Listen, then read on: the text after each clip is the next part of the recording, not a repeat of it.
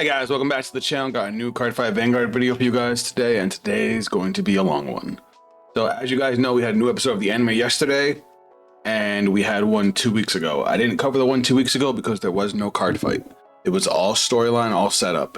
It was a lot of backstory for our characters, so it is important. So I am going to cover it in this episode, but I also want to do this episode because we had basically a whole card fight.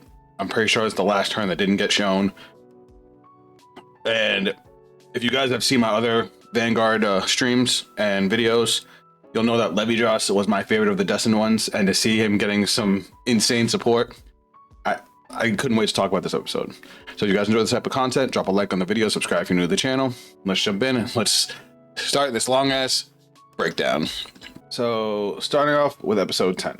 So episode 10 starts off with all of our faded ones as little kids. They look like they're maybe 5. Akina, Suo, Now, Mikoto, Hikari is there too. And they were all at the same summer camp. Even Kuon was with them. And it turns out Taizo was one of their camp counselors, so he was there too. The only one we're missing is Masanori, but you'll see as we talk about it. They were all together, so they've known each other for a really long time. At this point, Suo, Kuon, and Now are already card fighters. All of them are fans of Vanguard. They were telling the other kids about it. Once they found out Now was also a card fighter, she pulls out her deck, and Suo was like, "I should have brought mine." It was really, really cute. We get a montage of them doing camp activities, you know, cooking, catching butterflies, all kinds of stuff together. And we go over to Mikoto and Hikari, kind of separate from everybody. And this is where, you know, Masanori pops up, being kind of creepy. But this was back when Masanori was a monk. So this is before he became all, like, twisted the way he is now. So he sees the kids, he's gathering herbs. He tells them about their special powers on this mountain. And advises them to, you know, not separate from the group. So they go back. So it turns out even Masanori was there.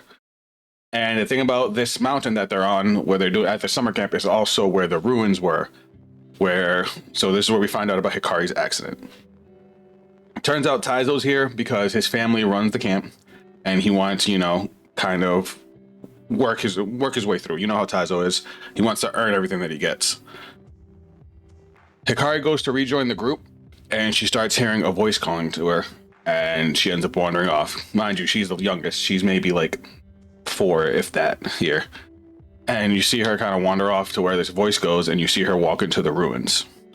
Mikoto ends up going up to Akina and says, you know, "You're her brother. She got separated. I lost her." Akina flips out, especially since this is even younger Akina, so he's like not mature enough to handle the situation properly, like getting adults, so he runs off by himself to try and find her. We go back to Hikari inside the ruins, and we see her looking at the black card that we saw in episode 9. It's full of, you know, Sybil's purple power, and when Hikari gets to it, the area around her kind of turns to like space, and we see Sybil in that purple, like almost looking like a dragon form, and this is where the point where Hikari gets possessed. Akina shows up, seeing the energy basically go into Hikari, and as soon as that happens, the ruins start to crumble. Akina flips out, ends up, you know, petrified. You know, the ruins are falling behind her. He's worried about his sister. She reaches for the card, and Now shows up. Now shows up and grabs Hikari, pulls her away, and gets her out of the ruins. So she's actually the one that saved Hikari, not Akina. Afterwards, this is where Hikari is sick. She passes out. She's a mess. Akina's all upset that he let his sister get hurt. Now cheers him up. Akina ends up leaving in the ambulance with Hikari. And Now, holding on to the black card's like, "Oh, this was hers. I should have gave it back to her." And I guess she just forgot the whole time. And it goes through to the present, and basically over the time, the things that happened, they started to forget them. I mean, they were so young. And Akina tried to explain to the adults what he saw, you know, this big purple flame and taking over his sister. And of course, nobody believed him. They thought it was just the stress of the ruins collapsing that had made him hallucinate. But now we're in the present, and now we've got Sybil in Now's body. Sybil reveals what she did. Basically, she was in Hikari since that day. In our timeline, Hikari was cured thanks to Raziel, but she was with future Hikari. So she was with Hikari for years. Past Akina's death, past the first fated clash, she traveled back in time with Hikari. And when Hikari played against Akina, There was a point where she like collapses in pain, and I thought this was nothing. A buddy of mine pointed it out, and I doubted him. I wish I didn't. But the arena they're playing on turns red for a second. And I guess at this point, this was when Sybil hijacked Gabrielius' summoning method.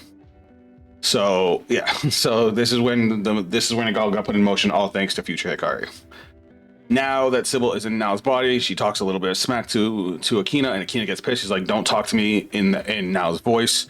Sybil goes off on Akina, basically saying that he's fake. That she's watched him be, so selfless and so nice to everybody, and that's just not human nature. So she actually tries to use her powers on Akina to kind of force him into being selfish, like going after what his wishes were. Sybil wants to create a world where everybody basically does whatever they want to fulfill their own desires, which basically would mean total chaos because everybody would lose all empathy if you amplified it to that level. Even Masanori, who's all about desire, is just like, it doesn't matter if, we end up tearing the world apart. Akina has always lived his life for others. He as Sybil's power tries to take over him, he even says, of course I wanted to have more friends. Of course I wanted to have more time. Of course I want to do my own thing. But I chose to take care of my sister. I chose to care about my friends. That's the kind of person I am. And when this happens, he starts glowing like yellow, and you see the cracks in Sybil's power as it shatters. And she freaks out. She's like, "How are you able to do that?" And Gabrielius basically explains that, all living things have design force, and that between the Fated Clash and the Destined Showdown, Akina and Raziel's, their combined power, their design force has increased. But even Sybil's like, there's no way a single human should have enough power to counteract mine. But then he's just like, it's not just me. And then all of the Fated ones, even Hikari, all just start glowing with power. So now with everybody glowing with power, the power kind of comes out of them and gathers into one spot, a big ass ball of light above them. And Akina reaches for it, and we get another image of, Akina and Raziel hands meeting like when they first met. Except now Raziel is like glowing with power, and it appears in his hand. Akina has the Fated King. So Sybil realizes that Akina is her natural enemy, and they decide to have one final fight. Basically, it's one final fight, winner takes all. If he wins, he stops Sybil, he gets all her design force, her plan's over. If she wins, she gets all the design force that he now has. And that's where the episode ends, setting us up for the final showdown. But there's still 3 episodes left, so we definitely weren't done. So now we jump into episode 11. And surprisingly, this episode focuses on Kuon, which I didn't see coming. I normally don't watch, the next times because I want to be able to watch the episode and not know what's going on. But this episode kicks off with Kuon freaking the fuck out. His eyes glowing red, him hearing Sybil's voice in his head, and he starts talking about his wishes, and then he sees an image of Suo smiling at him. And I guess this is Sybil trying to enhance her power over him and trying to twist his wish even more. We get a flashback of Kuon as a kid, and we basically get to see that he was always kind of infatuated with Planet Cray and wanting to visit. He was already a super genius even as a kid. He was looking at like astrophysics and stuff, and he had it shows just his friends, him and another friend talking and holding hands about going to Cray. But then it goes to just him, and we see him get made fun of by some kids for wanting to go to Cray. He's just saying, it could be possible. It could just be a planet that hasn't been explored yet. And then we see little Suo show up, and he's just like, "Is what you said true?" And I guess Suo was already a fan of Vanguard thanks to his parents, and the idea of going to Cray was something he was interested in too. So these two became fast friends. They actually became best friends. And Kuon describes it as his dream now became their dream. So together they were planning on trying to find a way to go to Cray. They talk about having to build a spaceship, having to get trained as astronauts, all the stuff they would have to do to go to Cray. Well, then we see what became of Suo after the train accident that killed his parents. We all know that he suffered of amnesia, depression. He basically shut himself off completely. And this ruined the friendship between him and Kuon. He doesn't even remember who Kuon is anymore.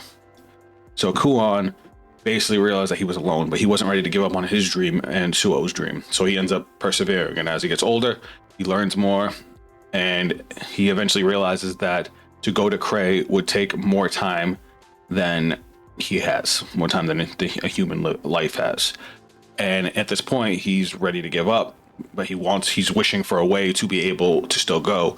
And that's when Levidras appears. And that's when he gets, the Destined One of Infinity. And this is also when Sybil takes that desire and amplifies it. And he's been under Sybil's control ever since. Hey guys, it's Editing Zappica. I missed one really important part. I wanted to make sure I threw in here. I'm probably couldn't get in. So the reason Kuon became so obsessed with Cray, like he was already a fan of Vanguard and thought Cray was a cool idea. He actually encountered Sybil before everybody else, well, besides Hikari. Because when he saw Hikari passed out, he was alone with Hikari, and Sybil actually reached out of Hikari and tried to go after Kuon. And once he saw that, he understood that that wasn't that couldn't be, from this world. So somewhere it must have come from, it must be an alien from somewhere else. So he's like, Cray must exist. It must be a possibility. And that's kind of what led him down the path that he followed. My adventure for almost leaving that out. It goes back to the present, and it shows him in the same red world type thing that Akina was in when Sybil tried to take over him. And he looks like he's losing his mind. He starts talking about, I have to go to Cray, I have to go to Cray, I have to go for Suo. And he's just like, oh yeah, the Fated King. If I get the Fated King, if I stop Akina, I can go to Cray. So there's actually a point where he gets cut off, but he's basically saying if Akina, I'm assuming he's gonna say if Akina dies, he could take the Fated King. But then we see Suo as a little kid talking to himself. And he's like, are you sure about that? And he's like, what I do doesn't matter as long as, I finished Suo and Mai's dream. He's like, is that even what Suo wants? And he's just like, what are you talking about? Suo has no attachment to this world. And he's like, then why did he fight? And it shows a couple clips of Suo with his friends actually smiling because, he's starting to recover from the train accident. And then Kuon realizes what he's doing wrong. He's going to destroy the world that his best friend loves. And he kind of breaks down. He's just like, all I really want is to be friends with Suo. And this goes back to the theme of all of the Destined Ones, where they had their desires, Sybil amplified them, but the truth is they were friends and they cared for the people that their desires were tied to. Ioma just wanted to help Taizo because Taizo was taking on too much. Yuna was just a fan of Mikoto and wanted to be just like her. Senka was Nao's rival, but she respected her and wanted to play her at her best. And even Hikari just wanted to help her brother, who was being so selfless and taking care of everybody else before himself. Jinky, of course, was the outlier, but he just was trying to help everybody. And then Kuon, his attachment was to Suo. That was his best friend, and he wanted to finish the dream that they started. Well, he starts crying, and he's just like, I don't even deserve to be his friend. I sided with Sybil. What I've done is irredeemable. And as he's ready to give up, he starts hearing the voices of the Destined Ones. And I thought this was cool because you start seeing lights appear in this red world as they're basically punching through Sybil's power, trying to get back to Kuon, trying to help him to basically wake up. He starts glowing yellow with Design Force like Akina did, and he ends up shattering Sybil's control over him. We see all of the Destined Ones there trying to help him out. And just like with Akina, all of the Destined Ones start glowing with Design Force, and the Design Force gathers into one spot. He reaches out, and now he gets a new card, the Destined King. And when I saw this thing, I thought the card art was fantastic, and I had to know what it did. I had to. You guys know I love Levidras, but they decide they're sick of being used, they're sick of losing, and they decide to go after Sybil. So Kuon teams up with the Destined Ones to redo his deck to be able to use this new card, and they go and they find Sybil. They find Sybil at the ruins. She rebuilt the ruins with her powers, and she basically says, Sybil, fight me. He shows her the Destined King, and she's like, ooh. She's like, you know what? Fine, you'll be my appetizer. And then she kind of changes the floor a little bit and almost makes it into like a pseudo arena. And then we get into the fight. Now this fight was fast and furious. Unfortunately, we don't get to see the end of it, like I said, because they cut off right at the last turn, which I'm assuming is the final turn. I was a little butthurt about it, but it's fine. We got to see some fun stuff. I'll say some things now. I usually say at the beginning of any fight that I cover in the anime, they draw for turn every turn in the Energy Charge 3. Assume that they do because they do not announce it. There's actually a few effects that I catch Kuon using without ever announcing or actually going through the motions, but you can tell by the way his resources change up, and I'll let you guys know as those happen. But First things first. You know how the cards always change whenever it's the Fated Clash or the Destined Showdown? Well, this happens again, and we see that Kuon still has, you know, the Destined One sleeves. But we see a new one for Sybilt. It's the Fated One sleeves, but it's all red and white. Really nice design. They flip over their starters. Kuon's still using Stagnant for Dragon. Sybilt's still using Heat-Plated Ardheart. And this is when they realize that her deck is based off Now's. But they don't know how much it's changed. Kuon goes first. Kuon obviously draws for turn, and he rides Scorpiercer Dragon, gets his engine generator, turn ends. Sybilt goes. Sybilt rides Blaze Ember Dragon, and we get to see the first new card for Varga Dragras. She calls it Storm Slasher, but I'm assuming it's Storm Slasher Dragon. It's a new grade 1. She plays it in the front row, and then she plays Monk of Raging Flames Kofu on the other side. She attacks with Storm Slasher. Kuon doesn't guard. Kuon takes a damage. Sybilt attacks with Blaze Ember Dragon. Kuon doesn't guard. Sybilt doesn't get a trigger. Kuon takes the damage. Sybilt then attacks with Kofu. This one Kuon guards. Turn ends. The damage is already 2-0. So Sybilt's going full tilt, full I'm gonna beat your ass. She is playing Varga, so it does make sense. You know, Varga, you want to get your opponent to 4 damage to be able to use Divine Skill, but she is being hyper aggressive super early. So going into turn 3, Kuon draws a card, Energy Charge 3. Again, they don't announce it. So if I don't say it for the rest of the video, just assume it happened. He uses Scorpiercer Dragon skill. Again, this is not stated, but I'm assuming this is what happened because Scorpiercer's skill is if your soul has Stagnant for Dragon, when you would ride Mana Scythe Dragon, you can ride without discarding a card. So he gets to ride to grade 2 for free.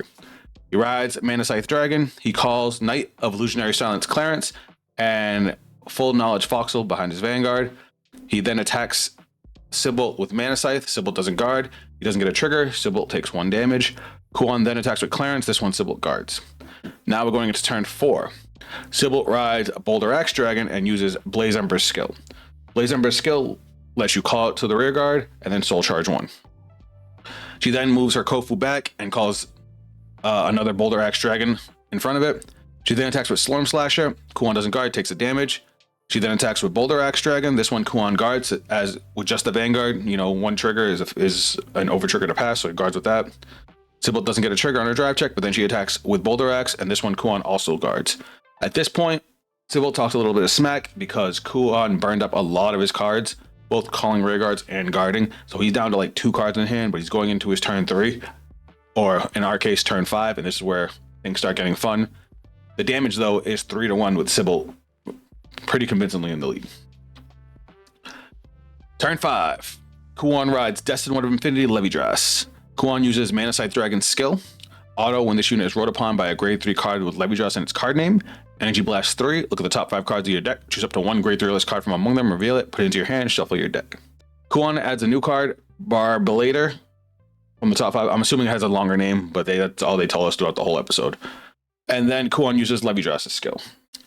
Act Vanguard once per turn. Counterblast 1. Choose 1 of your and your opponent's rearguard circles each and put an Infinity Eyes marker on them. So you guys remember what Infinity Eyes markers do. Auto Vanguard when a unit on the rear guard with your Infinity Eyes marker attacks or boosts, you may have that unit gain 10,000 power or minus 10,000 power until the end of that battle. If your opponent's unit got minus 10,000 power, remove your Infinity Eyes marker from the rear guard and draw a card. Kuon calls Onfall Anatogaster, my favorite card in the Levidras deck, and uses its skill. Auto when this unit is placed on rear guard. If you have Infinity Eyes marker in the same column as this unit, Energy Blast 3. Look at the top 2 cards of the deck. Choose a card from among them. Put it into your hand. Put the rest to the top or the bottom of the deck. And this unit gets 5,000 power until the end of turn. Kuon calls the Barbalator, the new card. Kuon then attacks with Levidras, boosted by Foxhole. Uses Foxhole's skill. Continuous. During the battle, this unit boosted. If you have a grade 3 or greater Vanguard with Levidras in its card name, it does gain 5k. So regardless of what it boosts, as long as you have Levidras. But then it has another skill, Auto Rearguard. When this unit boosts a grade 3 or greater Vanguard with Levidras in its card name, if you have an Infinity Eyes marker on your opponent's rearguard, this unit gets 2,000 power. So it becomes a 15k booster. And Counterblast 1, choose 1 of your back row rearguards. Until the end of that turn, that unit can attack from the back row and gain 10,000 power. So he gives the power to Barbalator and allows it to attack from the back row. Sybilt doesn't guard. Kuon gets a heal trigger on his twin drive, so now he recovers 1 damage and he gives the 10,000 power to his Anatogaster. Sybilt takes 1 damage. Kuon then attacks with the Barbalator from the back row. This one Sybil guards. We get to see Barbalator's skill. I was able to go back and look, and I figured out the cost and what this effect is. It's a counterblast 1 to draw a card, and he gets to give one of his units 5,000 power, so he gives it to Clarence. So Clarence is also on the Infinity Eyes marker, so now that's a 23k attack. Kuon attacks with the Clarence that's been powered up by the Infinity Eyes marker and the Barbalator.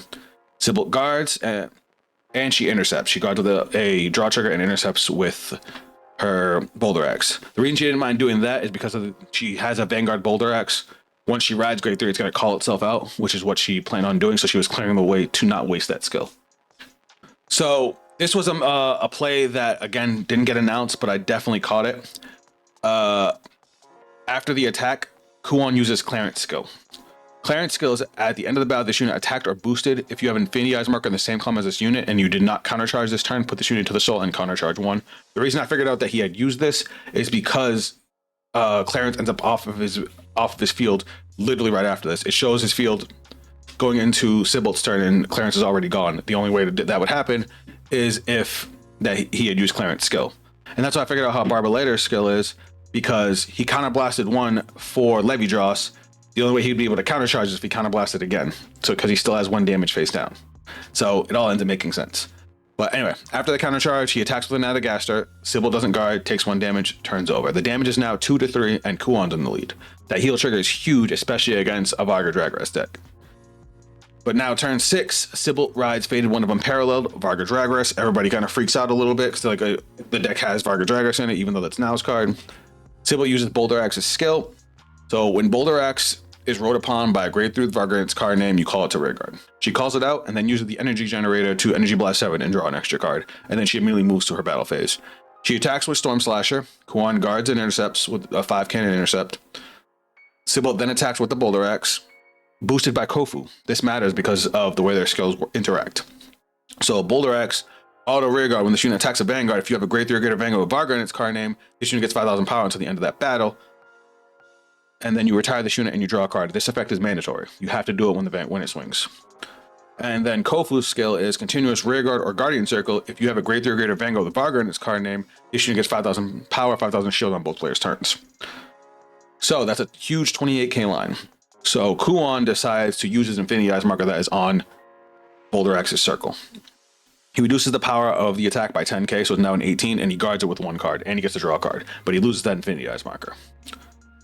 Now, Sybil then goes and attacks with Varga Dragras. Again, this is one of those examples of them skipping effects because she should have retired Boulder Axe and drew a card. But Sybil then attacks with Varga Dragras, activates Varga Dragras' skill.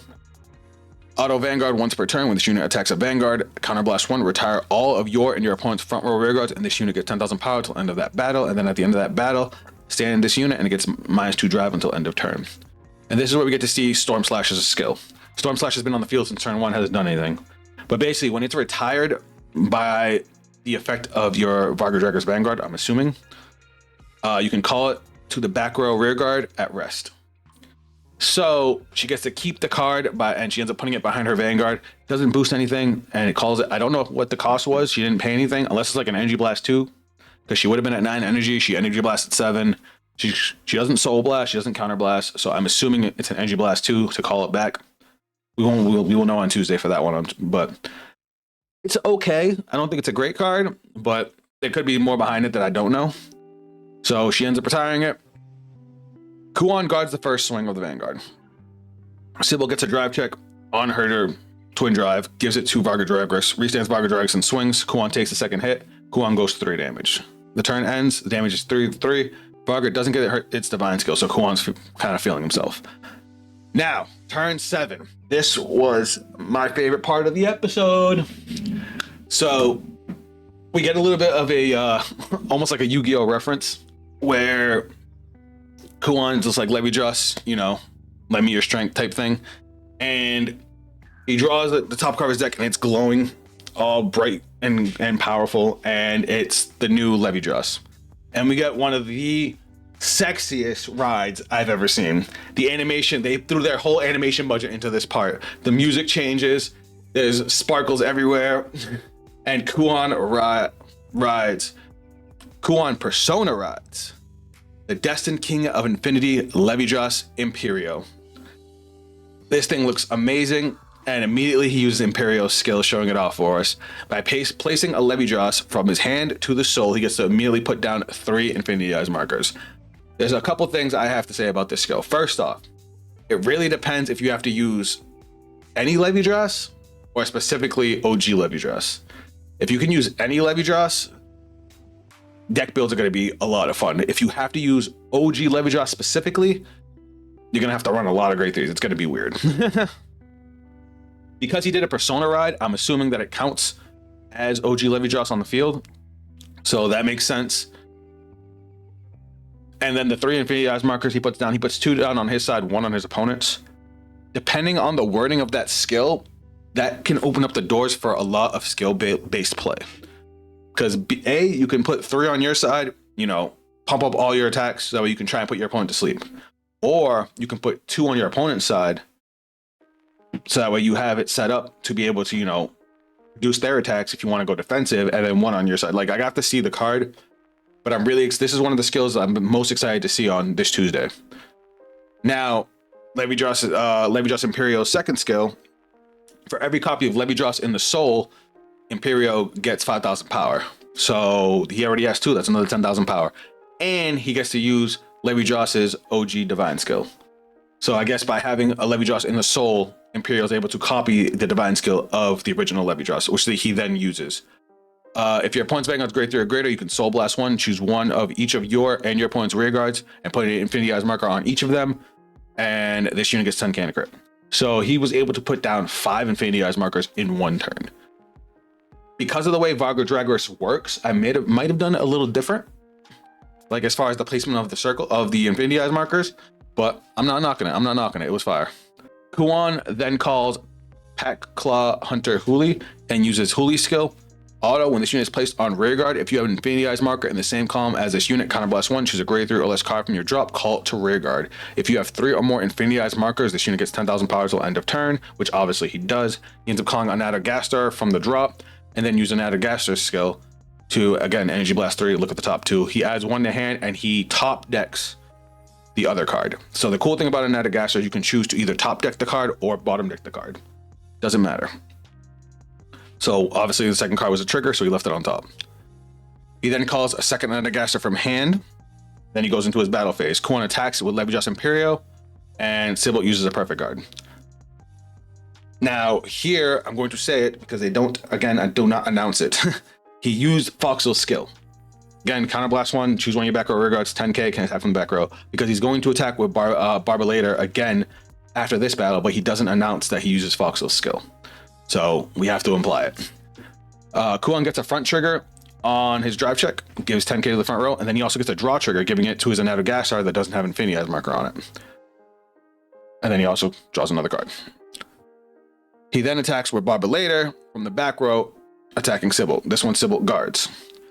Kuan uses Barbalator's skill, again, counterblast 1, draws another card, gives another unit 5k. He ends up giving it to his Adagastar, again, pumping it up even more. Kuan then attacks with an Adagastar. Sybil doesn't guard, takes a damage. Kuan attacks with the second Adagastar. Sybil takes another damage, because remember, an Adagastar says if you have at least 3 Infinity Eyes markers and only 1 copy of an Adagastar in the back row, it gains 5k, can attack from the back row. That's what he did here. Kuan then attacks with Huli. Mind you, Sybil's already at 5. Sybil actually has another perfect guard because Huli gains all kinds of power. They had the Persona ride, the front trigger. This thing was at like 40, 50k. But the turn's over. The damage is now 3-5 with Kuan in the lead. And then we got a little bit of back and forth. Kuan says that Suo has finally found a world where he can smile. He's not going to let Sybil have their way. But then Sybil says one of the hardest lines ever. Possessed by my power, the unparalleled has fallen to evil. I had to throw this in there because I just thought that line was so hard. And then they say, burn everything to ashes and show that you are the strongest. And Sybil rides, I'm going to butcher this name, Unparalleled Drake's Self. I think that's how you say that. Vargo Dragorus Rakshasa. We got the crazy animation. Its swords are on fire with white and black. And then the episode fucking ends, and they left us on this cliffhanger. We already know the next episode is going to start the fight between Sybil and Akina, so obviously Kuan's got to lose. He's not the main character. But I love the new Levidras card. I don't know how I feel about Barbalator. I kind of don't care about that card, but I love Levidras Imperio. I'm building this deck, and I do want to see what Rakshas is going to do, so we will see that next week. But again, sorry for the longer video, guys. I hope you still enjoyed it. If you guys want to check me out on social media, those links will be down below. Let me know what you guys thought of this episode. Let me know how you guys feel about the new Levidras support cards. Let me know how you guys feel about the one card we got for Viagra. I don't know. I do want to see what Rakshas is going to do. Let me know if you guys have any theories on it. If you guys want to see me stream some Vanguard live, I've been streaming at least once a week, usually on Tuesdays. My schedule's a little weird right now, so just bear with me on that, and I'll keep you guys informed. If you follow me on Twitter, YouTube, I announce when I'm going to be streaming. But that is it from me, and I'll catch you guys on the next video. Later.